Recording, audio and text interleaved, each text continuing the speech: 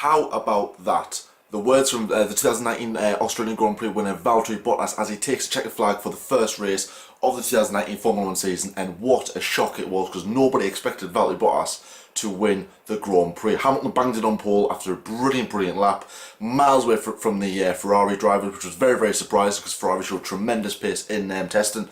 Mercedes coming in qualifying, just lock out the front row.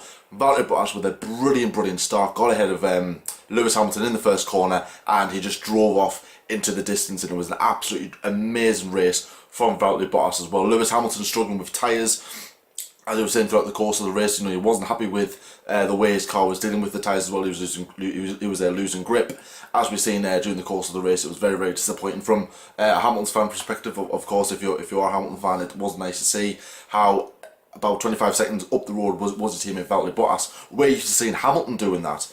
Now, obviously, he's on the receiving end of Valtteri Bottas' victory, but what a tremendous drive from Valtteri Bottas. Third place, Max Verstappen. I mean, couldn't get off to a better start. Well, he could have get off to a better start, but I would say that Red Bull and Honda got off their relationship on a very good start. Shame about Gasly. Had a poor qualifying, if you like. Obviously misjudged when the track was evolving in qualifying. Could have done much more. Red Bull could have got a much better result, but either way, Verstappen on the podium for the first time in his Formula 1 career. A very good start after his blunders last year when he spun at turn 1 about halfway through the race. This season he got it right, closing in on Hamilton as well, so I would have been amazed if he did overtake the 5-time world champion again. Well, I say again, and obviously you overtook the 4-time world champion in Sebastian Vettel as well. Obviously, commiserations to Carlos Sainz, who was the first retirement of 2019. A very disappointing race for him. Qualifying as well, qualified 18th as well, and retirement as well. Not a good start for McLaren after they are on a resurgence, as we said. And a Renault engine failure again, so not a good start as well. And obviously a very bizarre incident at the very start. Let's not forget that with Daniel Ricciardo's debut for Renault. It was just bizarre how he just literally went on the side of the grass to avoid, I think it was Lance Stroll, and then went onto the grass, and then his front wing just literally just came off. It was so weird. It was almost like one of those glitches off the Formula 1 game when you go wide. You just kind of go for the off track bit. Obviously a little glitch, and obviously your front wing or your tyres just blow off. It was just so random, and obviously then I had to retire the car through precautions. And obviously Lando Norris as well obviously did a very good qualified in P8. Shame he couldn't convert that into a decent race result. Had a really good battle with Antonio Giovinazzi as well. Obviously he was defending really well on his Formula 1 proper Formula 1 debut, if you like, because obviously he did race twice in 2017. But obviously came into Formula 1 as a full-time driver this season for the first time. So obviously very good defender from him. And then obviously he just got swamped by 3 or 4 cars, like the Racing Points and the Haas's as well, and the Toro Rossos just bombarded the Alfa Romeo driver as well. And I like what Arava said on Twitter as well. Made me chuckle. I think he said something like, "Oh, Antonio Giovinazzi is defending the entry to Italy." So I was like, "Yeah, that's actually pretty true." But obviously, as like every defendant, obviously, you have a little leak, then it's just like full flood, and the defence barrier is just literally gone. So, in my opinions for the race as well, I thought it was a very interesting race to certain parts. There was parts of the race where it was quite boring, it was quite dull, but then all of a sudden it would just turn around when, well, especially towards the end of the race, when everyone wanted that fastest lap of the race as well. That's what a lot of people were competing for, like on the radio as well. Like obviously Valtteri Bottas was saying, "I want 26 points." Hamilton was saying, "Right, I need to go for this extra lap because this extra points because he knew Verstappen was closing, and then Leclerc would get it, Vettel would get it." Then it was just like going back and forth between the top 5 drivers. So it was, to be fair, it did make it quite interesting. So I was quite pleased about that. However, obviously, as I said in the debate show just gone, that it's not going to affect anything in terms of midfield unless they do get a surprise result. But again, it's just going to give the top teams a bit of an advantage. But if it is going to spice things up like it has, then I'm all for it, to say the least. So the race classifications for the 2019 Australian Grand Prix are as follow. In first place was Valtteri Bottas, second place Lewis Hamilton, third place Max Verstappen, fourth place Sebastian Vettel, fifth place Charles Leclerc on his Ferrari debut, sixth place Kevin Magnussen as well, seventh Nico Hulkenberg, decent result, eighth place Kimi Raikkonen on his return to Alfa Romeo Sauber, if you like, ninth place Lance Stroll on his debut for Racing Point as well, decent result, and Danny Kivat, the torpedo, clearing the last extra point. Pierre Gasly, very disappointing result on his Red Bull Honda debut in 11th place. Lando Norris, McLaren debut and his Formula 1 debut in 12th place. Sergio Perez, 13th place. Alexander Albon on his debut, 14th place. 15th, Giovinazzi. 16th, George Russell. And 17th, Robert Kubica. 2 and 3 laps down between those two drivers. Very, very disappointing as well. Obviously, Robert Kubica did lose his front wing after making contact with, I think it was one of the Toro Rossos, I think it was. So he lost his front wing on the exit of turn 1. So 2 front wings lost in the space of 10 seconds, if you like. So very, very disappointing as well. We knew Williams wasn't going to do anything spectacular, but as someone did put on our Twitter, how it's not surprising that Williams are slow. It's just surprising how slow they are. It is abysmal. It isn't good to see. And obviously your retirements are Carlos Sainz, Romain Grosjean, another wheel gun failure. Obviously they did have problems on the left front. Obviously it did stay on, but then I think on the second stop it did come loose, which it was a bit awkward. Like, oh god. But at least it didn't affect both their cars, and at least one of them scored some points to get off this new era, if you like, of Rich Energy Haas F1 off to a really good start. So overall rating for my race, I'll probably give it a 6 out of 10, because it is the first race of the season. If this had been another race, I might give it a low rating, because there was some good moments, but not anything to to make you smile about. It's not going to be a classic, but it is the first race of the season, so it is good to be back. I'm very, very tired, don't get me wrong about that, but I know there are some people out there who have to get up early for every other race bar their home race. So obviously I know this will only be a one-off, but can't wait for the next race. So obviously you've had my opinions as well. Obviously Lyle sent his through on social media.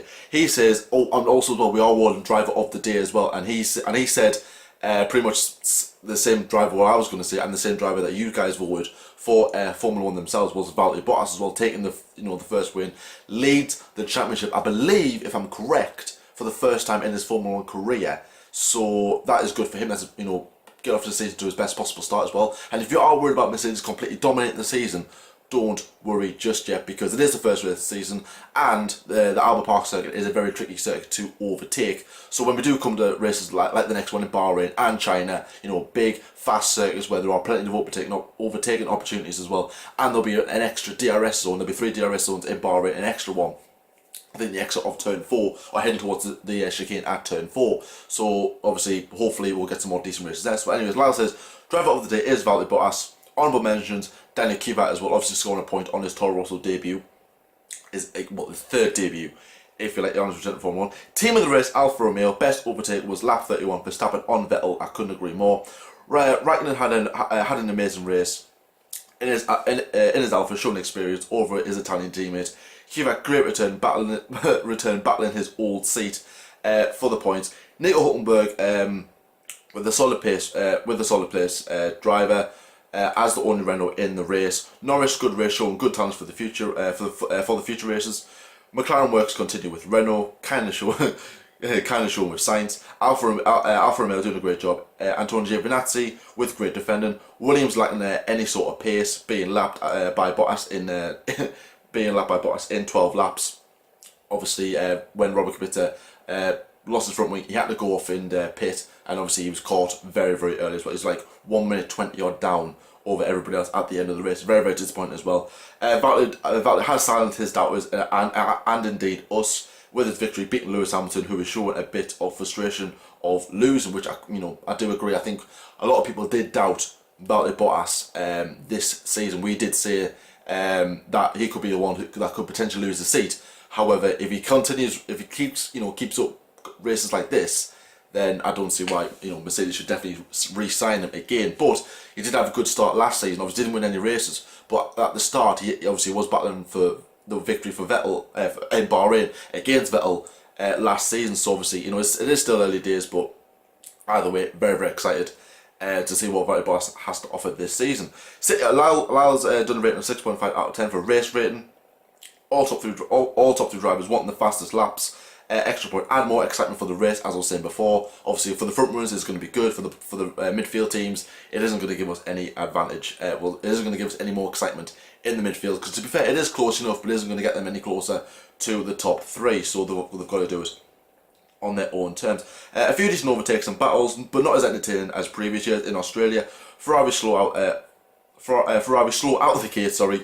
But I think they can improve for Bahrain. we know that extra point means so much as a position for the top drivers. Team of the weekend, Haas, for their amazing quali. So obviously Lyle pretty much saying what I was saying there, you know, that obviously the extra point will help the front running teams. I do think it is. I'm more of a fan of it now than what I was before the race. But as like I said, you know, it isn't going to, you know, kill the sport, but it isn't going to make anything better at the same time. So obviously, absolute congratulations to Valtteri Bottas as well. You know, winning the race, as I did say as well. And obviously, commiserations to everyone that retired as well. Heartache for McLaren fans like myself, seeing one of the drivers retire. Ferrari being really slow. It's a big mystery. We don't know why. Vettel was saying on the radio, why am I so slow and everything? Why have I got no pace? And obviously the team were like, we don't know. Leclerc was closing up on him, but as predicted, Leclerc was told to hold back. Bear in mind, he was probably like, you know, 7, 8 tenths faster than Sebastian Vettel, and he was told to hold back, which I thought was a bit, right, okay, here comes another, big driver and small driver situation as well. I believe that with it being in the early part, Leclerc should be able to challenge for the race win, possibly, or I say the race win, you know, for position as well. Because I think that, you know, in future scenarios, if this does come out again, you know, and Leclerc can go faster and probably gain an extra point or even gain another position after overtaking his teammate, then, you know, I think that could probably hinder Ferrari, you know, that could hinder Ferrari as well, and it could hinder Charles Leclerc's progress, and everyone could be saying, oh, he's like another wingman was the word I was looking for as well in the previous episode. You know, you could have like the so-called wingman status as well, but I believe that, you know, Leclerc does have some really good pace as well. Very excited for him. I hope that he does better in Bahrain, as does Ferrari as well, because I do want to close the championship as well. But either way, Mercedes do take the 2 stops at the podium, and Max Verstappen in 3rd place. Let us know your opinions of the race in the comment section below as well. And don't forget to check out the F1 debate show as well, which came out yesterday. So I'm going to get some well-earned rest because I have not slept all weekend. Very tired as well. Hope you did enjoy the race as well. If you are new around here, please like, share and subscribe as well. We are targeting 1,000 subs for the Abu Dhabi Grand Prix as well. A long way to go, but the season does fly over as well. Hope you enjoy the rest of your weekend as well. So we've been there for the debate show, and until next time, we'll see you later.